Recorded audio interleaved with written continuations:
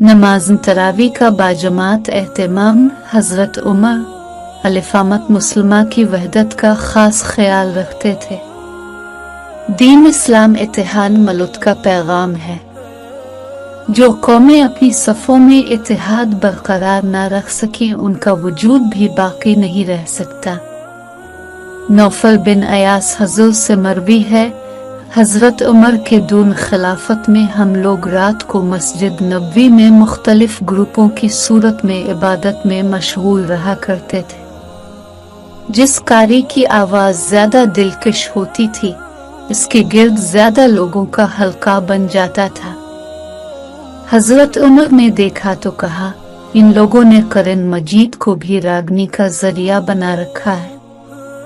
बखुदा मैं इस सूरत हाल को बदल के रहूंगा। इसके बाद 3 रातें गुजरी तो अपने हजरत अब बिन काब को हुक्म दिया कि वो नमाज तरावी की इमामत कराएं। हजरत अब की इक्तदा में सफ़ें बन गई और हजरत उमर सबसे आखिरी सफ में खड़े हुए। मस्जिद नमाजियों से भरी हुई थी। अब खुश अलहान और तरतील से कुरान मजीद की तिलावत कर रहे थे।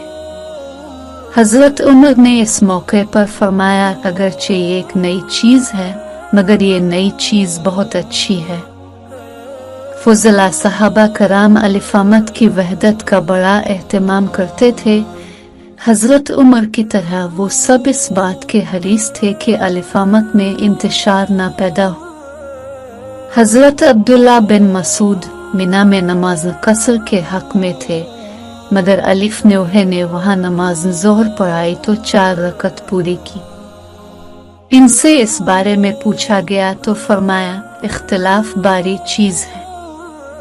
हजरत उस्मान मिना में कसर नहीं पढ़ते इसलिए मैंने पूरी नमाज पढ़ाई है।